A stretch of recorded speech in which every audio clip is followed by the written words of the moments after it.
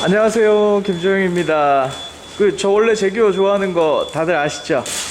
제기어 XJ X300이라는 차종인데요, 지금 리스토어를 하고 있습니다. 아주 역사적으로 가치가 있고 소중하고 그런 차는 아니기 때문에 생활형 리스토어라고 할까요? 현실적인 부분에서 가장 간단하게 할 수 있는, 그러면서 차는 깨끗하게 보이고 또 편하게 사용할 수 있고 그런 형태의 리스토어를 하기로 했습니다. 근데 차체 복원, 리스토어라는 거는 차체 복원도 되게 중요하고요, 또 기계적인 기능 복원이라는 것도 중요하고요, 또 마지막으로 내장이나 인테리어 쪽 복원하는 게 상당히 중요하죠. 이 세 가지가 클래식카 리스토어의 기본인데요, 이 차는 복원의 순서를 차체 복원을 먼저 하고요, 그리고 나서 기능 복원, 그리고 마지막에 내장 복원, 이런 순서로 하기로 했습니다. 그 차체 복원하고 기능 복원은 서로 순서가 바뀔 수도 있어요. 기능적으로 너무 이상한 차, 잘못된 차는 먼저 기능적인 복원들을 많이 해놓고 그리고 나서 차체 복원을 들어가야 정상이죠. 하지만 이거는 기능적으로 불가능한 부분, 뭐 지금 제대로 작동 안 되는 부분이 많지가 않아요. 에어컨 쪽하고 한두 군데 있는 것 같아서 우선은 차체 복원을 하기로 했습니다. 오늘 그러니까 제규어 XJ X300 이게 4년인가 부터 나와서 97년 정도까지 한 4년 남짓 이렇게 생산이 됐는데요, 이 차량의 차체 복원 리스토어 과정, 요거를 잠깐 보여드리려고 해요. 전체적인 과정보다는 어떤 부분을 어떤 식으로 해야 된다, 뭐 요런 내용들을 중심으로 말씀을 드릴 거예요. 뭐 실제 작업은 오늘 들어갈 게 아니니까. 이게 처음에 제가 차를 인수를 해왔는데 다른 쪽은 바디들이 괜찮았습니다. 전체적으로 사고도 없었고요, 큰 사고는 없었고요. 그랬는데 범퍼가 진짜 엉망이었어요. 그 앞에 다른 사양의 범퍼, 이게 원래 워셔 노즐이 없는 타입인데요, 워셔 노즐 있는 타입의 범퍼를 갖다가 끼워 놓고, 그 다음에 요거 윙커라고도 하고 플래셔라고도 하죠. 이거는 정말 이상한 게 들어 있었습니다. 제가 한번 보여드릴게요. 또 어떻게 그런 거를 갖다 껴놨는지. 이게 순정사양입니다. 여기 이제 제가 부품들을 몇 개 구해 온 거예요. 이게 순정사양 부품인데요, 원래 저기에 장착되어 있던 부품은 이런 부품이 들어있어요. 저기 보이시죠?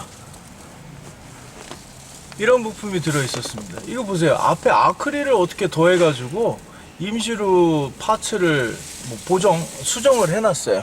저렇게 정품이 아니라 순정품 구하는 게 어렵긴 하죠. 하지만 조금 이렇게 오래된 차, 그리고 제대로 된 차를 할 때는 그래도 외국에서 순정품을 중고라도 구해와서 이렇게 해야 되는데요, 그렇지 않았어요. 그러니까 워셔 노즐은 빠져 있고, 헤드램프 워셔 노즐 그건 빠져 있고, 그 다음에 파츠는 저런 게 들어 있고, 그래서 이거는 제가 해외에서 공수해 온 워셔 노즐, 헤드램프 워셔 노즐이 없는 타입입니다. 이렇게 여러 가지 부품들을 구해 놓고요, 그리고 프론트 범퍼에 대한 보정 작업이 들어가죠. 이쪽 조수석 쪽은 문제가 많은데 운전석 측의 바디 판넬이나 페인트 상태는 그런 대로 괜찮았어요. 그리고 트렁크라든가, 지금 이게 더러워 보이지만 클리닝 또는 디테일링을 하면 깨끗해지고요. 루프도 괜찮은 편입니다. 그리고 본넷도 괜찮은 편이고요. 그래서 전체적으로는 색단차가 있는 부분, 여기 잘 보시면 이 프론트 팬더 하고요, 운전 조수석 측 하고요, 그리고 그 뒤쪽 판넬들 하고 색이 조금씩 다 다릅니다. 이런 경우에 그냥 지금 손상이 있는 부분은, 크게 색단차가 나는 부분은 이 조수석 쪽에 있는 판넬이었는데요, 이 조수석 측 판넬만 칠하는 게 아니라 이쪽 조수석 측 전체 4개 판넬들을 다 칠하기로 했어요. 이 부분은 그 약간의 녹이 있었던 부분인데 황금을 제대로 하고요, 여기 보시면은 수지 액체 본드를 붙였죠. 그래서 나중에 물이 다시 들어가지 않도록, 접촉이 되지 않도록 그렇게 했습니다. 이 부분도 약간 녹이 있었어요. 조금 전에 말씀드린 것처럼 4개의 판넬을 전부 다 칠을 하는 거는 되게 그 애프터마켓에서 수리를 하면서 칠하게 되면 똑같은 색을 맞추기가 상당히 어렵죠. 그래서 색단차가 생기게 되는데, 그걸 방지하려면, 눈에서 그게 보이지 않게 하려면 전체를 칠하는 게 가장 좋은 방법입니다. 지금 이렇게 보면은 앞쪽은 약간 진하고 뒤쪽은 약간 연하잖아요. 그리고 뒤쪽도 저 사이드 라인, 테이프 붙어져 있는 요 라인이에요. 요 라인의 위쪽하고 아래쪽이 색상이 다릅니다. 이게 이제 야매로 칠을 한 거예요. 위쪽은 그대로 놓고 아래쪽만 살짝 판금을 해서 칠하고 이렇게 했는데요. 그렇게 하면 나중에 이게 다 색깔이 다르게 보이기 때문에 문제가 많이 생깁니다.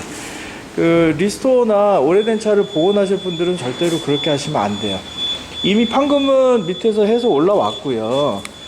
보시면은 도장을 할 부분에 붙어 있어야 되는 파츠들이 대부분이 제거가 되어 있습니다. 예를 들면 범퍼에는 몰딩이라든가 라이트류들 다 제거가 되어 있고요. 지금 이거 범퍼는 떨어집니다. 따로 도색을 할 예정이에요. 부품을 분리를 하고 도색을 할 예정입니다. 그 다음에 이 부분은 살짝 붙어 있지만 여기 보시면 몰딩이라든가 그 다음에 도어 핸들이라든가 또 백미러라든가 또 여기에 보면 몰딩이 하나 붙게 되죠. 윈도우하고 바디 판넬 사이에 몰딩이 있습니다. 그게 일본 말로는 미즈키리 몰딩이라고 불러요. 물이 안쪽으로 침투하지 않게 하는 그런 몰딩입니다. 이런 것들을 전부 다 제거를 해야 됩니다. 그래야지 제대로 된 도장 품질을 확보를 할 수가 있어요. 싸게 하려면 그걸 제거를 안 하죠. 근데 싸게 그렇게 제거를 안 하고 하게 되면 나중에 고무 파츠라든가 이런 데 전부 다 도장의 흔적들이 묻게 되고요. 그럼 도장 품질이 확 떨어집니다. 근데 이렇게 오래된 차를 판금을 뭐 이거는 신차 기준의 차를 판금을 할 때도 마찬가지 원칙을 적용을 하기는 해야 되는데요. 특히 오래된 차에서 이런 부품을 떼어낼 때는 사실은 조심해야 될 게 있습니다. 그건 제가 부품을 하나 보면서 설명을 드릴게요. 자, 이게 도어 핸들이라는 부품이에요. 차 문을 열 때 쓰는 거죠. 여기 이렇게 달려 있는 겁니다. 근데 여기에서 보시면 아시겠지만 요 뒤에 까만색으로 고무로 된 몰딩이 들어 있는데요. 지금 이 파츠는 뒤에 그게 없죠. 이게 분해하면서 전부 다 바스러지는 겁니다. 특히 한 20년 정도 그 오래된 차들, 이런 것들은 고무라든가 플라스틱이라든가 이런 것들이 전부 경련 열화가 돼서 바스러지듯이 떨어져 나가는데요. 이런 오래된 차를 리스토어 할 때는 그런 파츠들을 떼어낼 때 전부 다 그런 것들이 파손될 위험들이 있으니까 작업하시는 분들도 겁을 내고요. 또 오너들은 사실은 그렇게 될 수 있다는 것을 미리 인지를 해서 파츠를 미리 준비한다든가 아니면 거기에 대한 비용을 추가로 낸다든가 이렇게 해야 될 거예요. 예를 들면 이 차량 보실까요? 이 차도 뒤쪽은 그냥 붙여놓은 상태에서 도장을 하니까 까맣게 돼 있어야 될 그 부분이 이렇게 그냥 하얀색으로 도색이 돼 있잖아요. 그래서 그런 걸 방지하기 위해서 요번에는 이 차를 그 조수석 측을 전부 페인팅을 할 때는 달려있던 파츠들을 거의 다 제거를 하고 합니다. 몰딩도 제거하고 아까 말씀드렸듯이 도어 핸들이라든가 이 위에 있는 몰딩이라든가 백미러라든가 전부 다 탈거를 했죠. 이렇게 해야지 제대로 된 도색 작업의 결과들이 나오게 됩니다. 이렇게 오늘은 그 XJ X300의 모델을 리스토어하기 위한 준비 단계를 보셨는데요. 이미 판금은 한 차례 진행이 됐고, 그리고 도색을 위한 밑처리 작업, 여기서 이제 샌딩도 하고요. 그 다음에 퍼티를 더 추가로 발라야 될 때는 바르고 그런 작업을 하게 될 거고요. 그리고 그렇게 하기 위한 작업을 하는 데 있어서도 그냥 대충 야매로 하는 게 아니라 필요한 파츠들 이런 것들은 다 떼어내고 요 뒤에 아까 보셨던 이 파츠의 뒤에 있던 이 고무 부품은 실링이라고 불러요.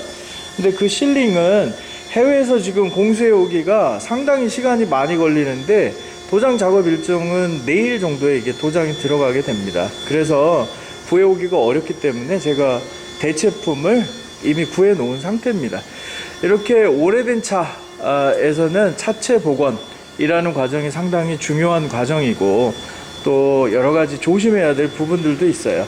올드카들 좋아하시는 분들 많을 텐데요. 그 좋아하시는 분들도 차체 복원 아무 데서나 아무렇게나 하지 마시고요. 그럼 다음번에 할 때 더 힘들어지는 겁니다. 제대로 된 프로세스를 갖추고 필요한 파츠들은 미리 준비를 해서 하실 수 있으면 좋겠어요. 뭐 이게 요번에 어떻게 차체 복원 쪽을 촬영을 하게 됐으니까 내장도 잠깐 보실까요? 이렇게 베이지색이라기보다는 정확하게 보면 요거는 탄 컬러 또는 텐 컬러라고 하는 색입니다. 사막색 정도 되는 거예요. 제가 제규어 XJ나 제규어 관련한 차종 중에는 가장 좋아하는 색상입니다. 베이지색이나 아이보리색은 너무 연하고요. 그리고 여기에서 더 진한 색도 있는데 그거는 조금 무거워 보여요. 그런데 요 색은 약간 황토색 같으면서 베이지색에 근접한 색상인데요. 되게 차분하게 만드는 그런 색상입니다.